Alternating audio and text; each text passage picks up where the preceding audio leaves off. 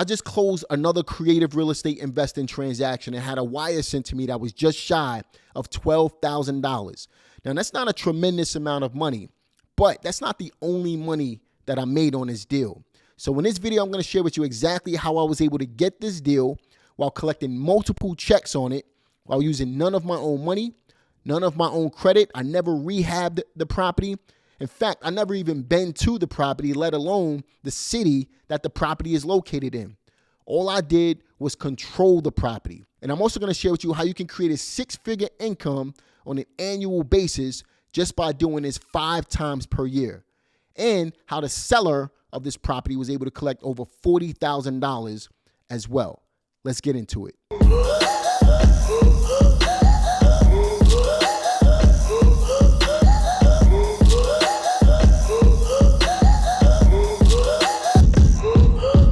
What's up, everybody? It's Jamel Gibbs, your family-oriented entrepreneur. Welcome to another video.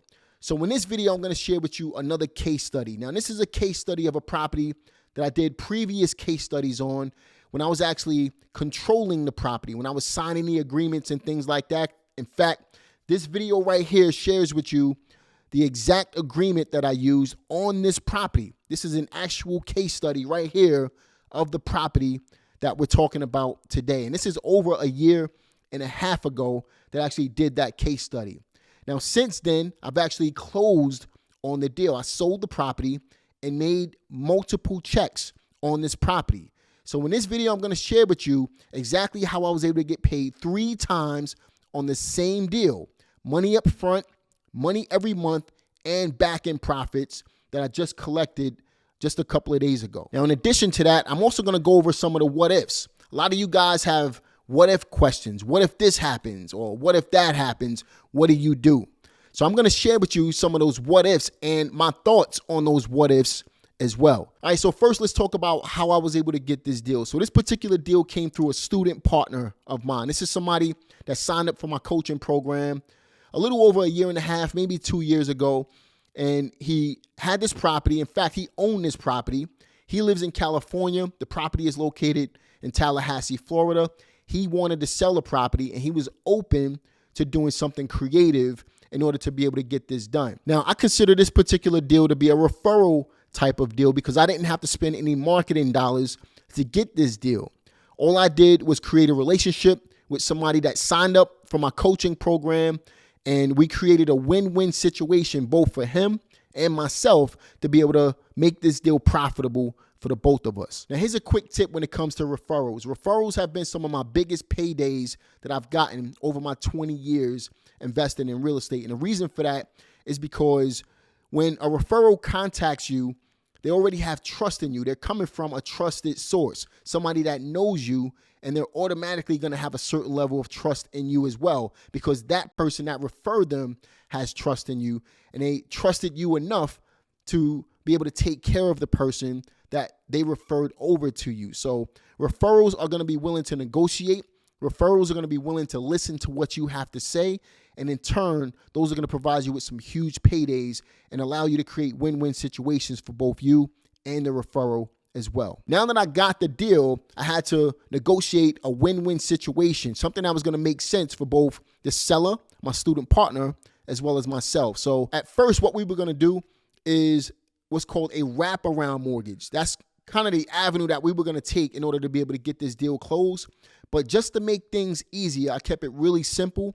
And instead of going a wraparound mortgage route, I decided to do a lease purchase on this particular property. And that's exactly how I tied it up. Now, here's a quick tip when it comes to creating win-win situations in real estate. You want to have multiple strategies under your belt. You don't want to be a one-trick pony and focus on one thing.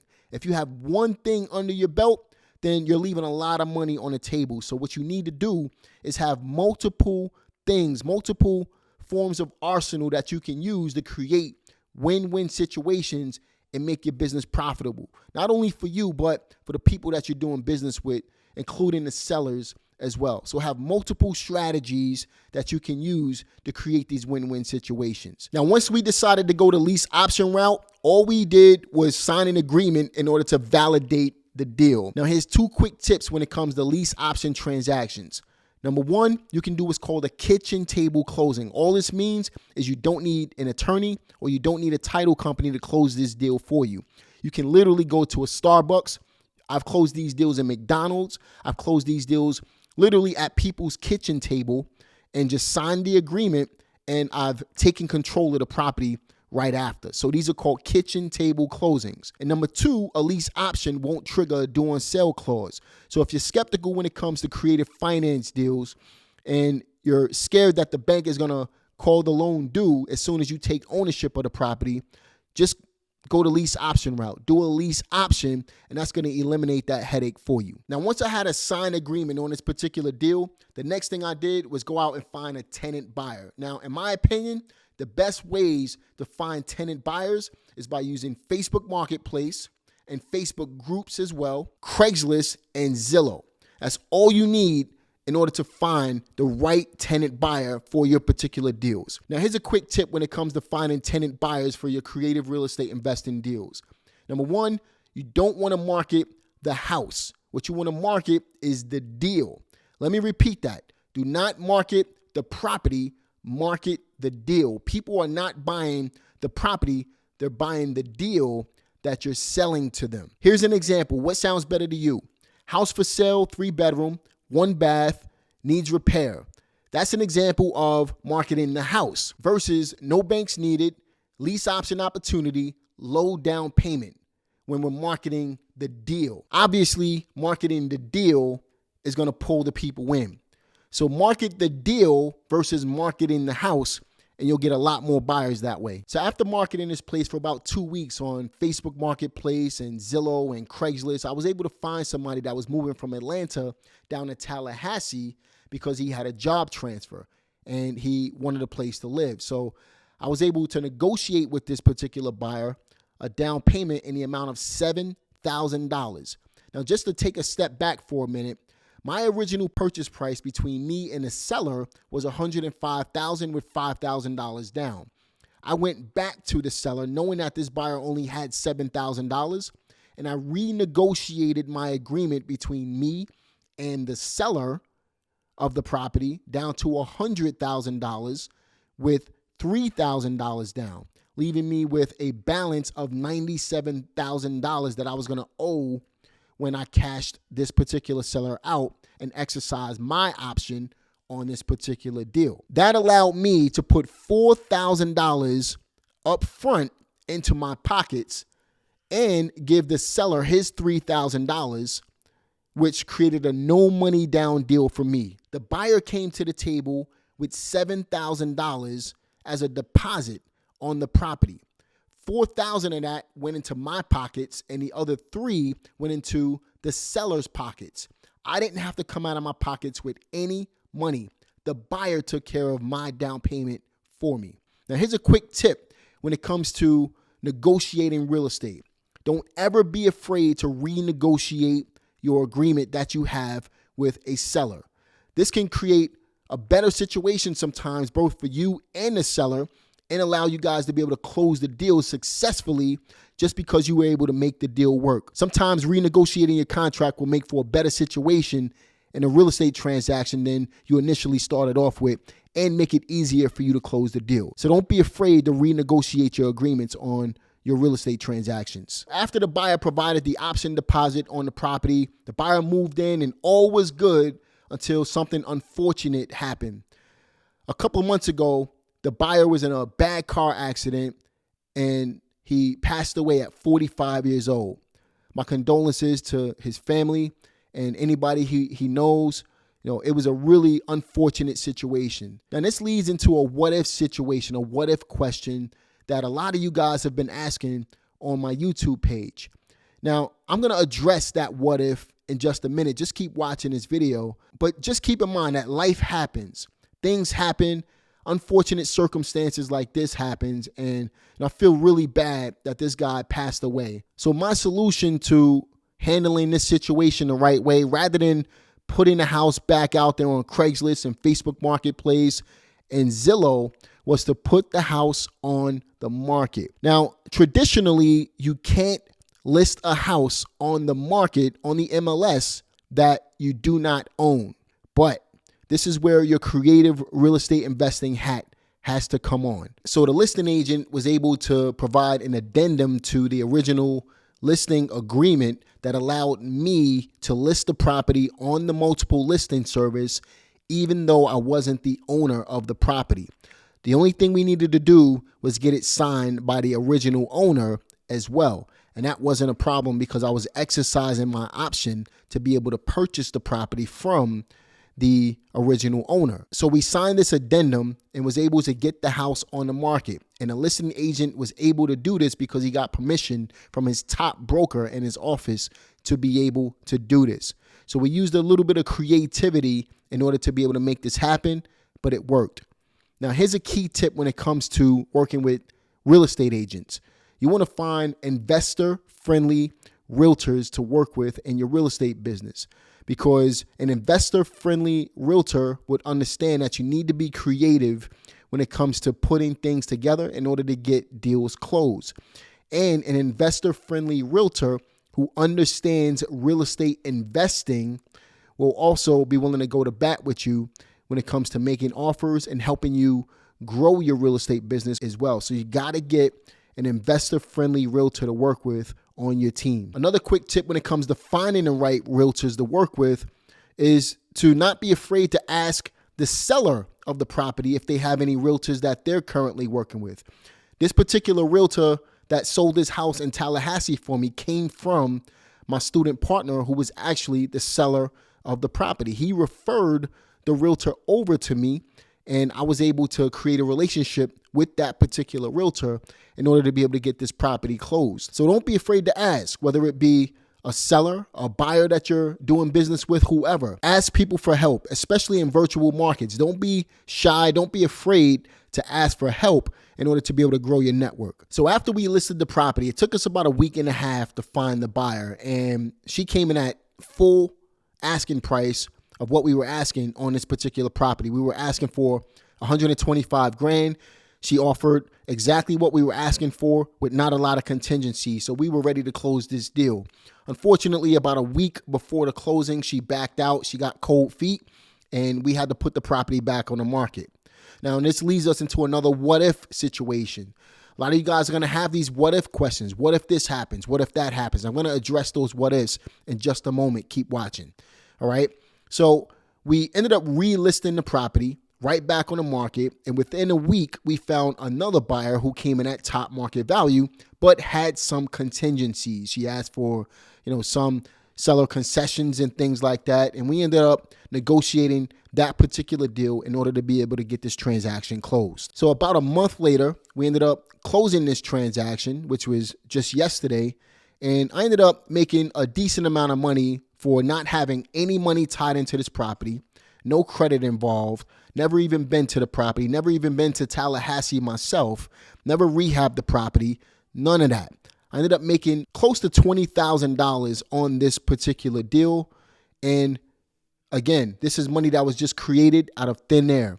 No money out of pocket means infinite returns on my investment. So let's go over the numbers. So we ended up selling this property for $123,000. There were $12,171 in closing costs, which took care of the realtor fees, attorney fees, registration, all of that stuff. It took care of all of the closing costs. Then we had another $2,000 in seller concessions added to that.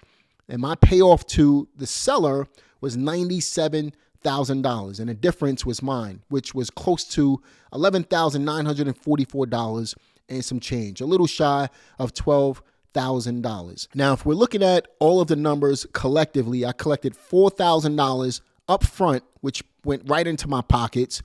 I collected close to $12,000 on the back end, and I collected $900 per month for almost 2 years. Now, out of that $900, $750 went out to my seller, and I collected $150 a month. Now, if we just average that out to about, let's say 15 months, it was actually a little bit more than that, but 15 months of payments, then that's $2,250, which, adding all of this up, I made about $18,250 without ever coming out of my pocket, just by creating this opportunity out of thin air. Now, if I did this 5 times throughout the year, now let's round this number up to $20,000. If I did this 5 times throughout the year, I can literally create a 6-figure income with no money out of pocket and very, very little effort, whether I'm doing this locally or virtually. Now, we're actually doing a lot more deals than that, but I wanted to paint the picture for you as an investor. If you're brand new to creative finance, or if you're wholesaling and you're looking to create other forms of income, or if you're a veteran investor and you're not just doing this, this is just an additional 6-figure income that you can create for yourself on an annual basis just by doing 5 of these a year. What if you did 10? What if you did 20 or 30 of these? Obviously, that number is going to continue to grow. And here's the best part about the whole thing. All I did was control the house.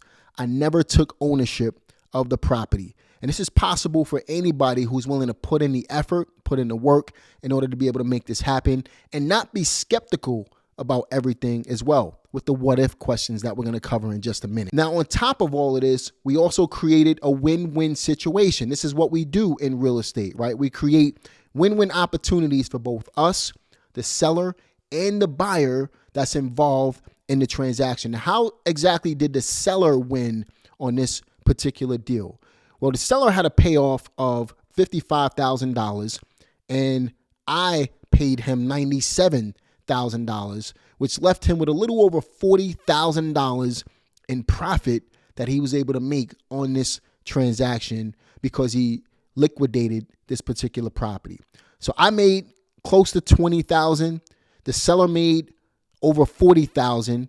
The buyer who purchased the property got a good deal, and everybody's happy in this particular transaction. Now, let's get into some of the what ifs. You know, a lot of questions been coming through my YouTube page, and I got my phone right here, and I'm just gonna look at some of the what if questions. I'm not gonna go over all of them because a lot of them are pretty much the same question from all of you guys, but some of the what ifs that happened on this particular deal. What if the buyer defaults?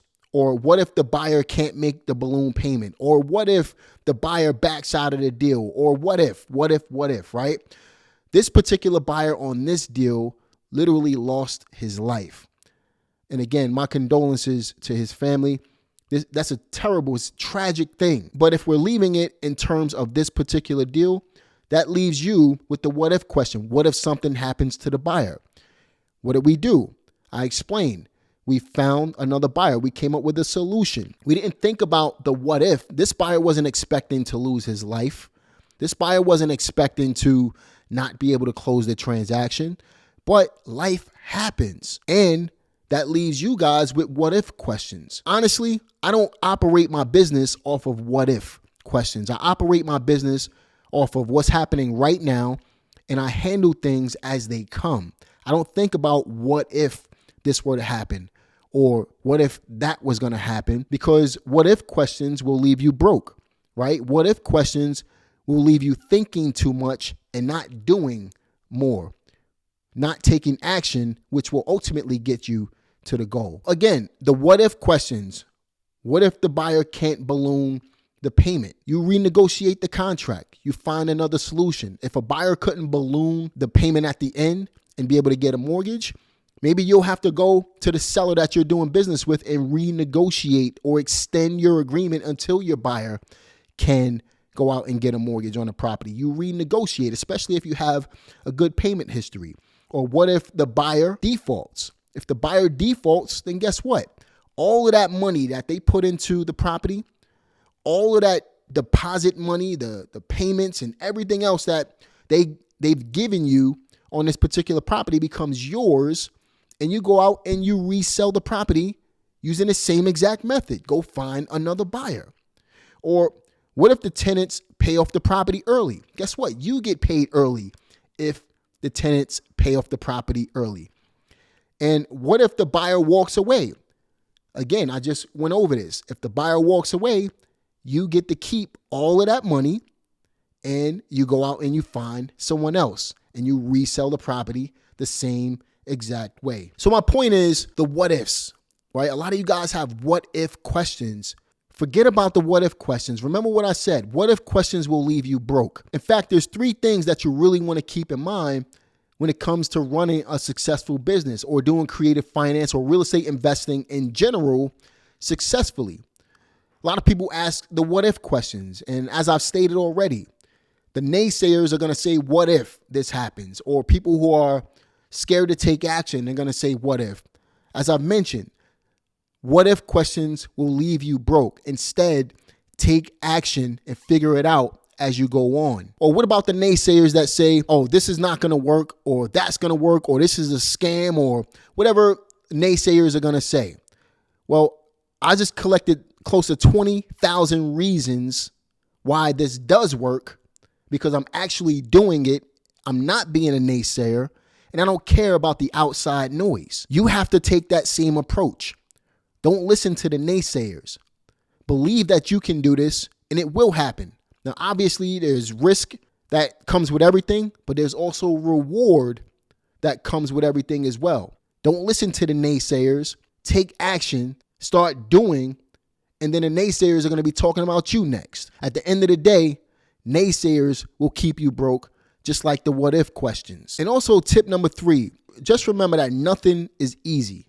Now, I heard somebody say this one time. They said, ease is the enemy of progress. So if you want stuff to be easy for you, then you're never going to reach your full potential. So if you keep these 3 things in mind, number 1, the what if questions will leave you broke. Number 2, there's going to be naysayers, and naysayers have that crab in the box mentality. And the idea with a naysayer is to prevent you from taking action and to leave you broke. And number 3, nothing is going to be easy. Ease is the enemy of progress. If you keep these 3 things in mind, you'll be very successful in your real estate investing business as long as you take action. And if you want a full-blown course on how this actually works, be sure to visit the link in the description box that says hybrid wholesaling. And it's going to take you to a page where you'll be able to get access to a course that will walk you through exactly what I spoke about in this video, step by step. Be sure to like this video, subscribe to this channel, click the notification bell, and leave a comment. Let me know what you thought about this video. Did you learn something from it? Were you motivated by it? Do you believe that you can do this as well? Leave a comment. I want to know what's on your mind. Hope you enjoyed this video. I'll see you guys on the next one.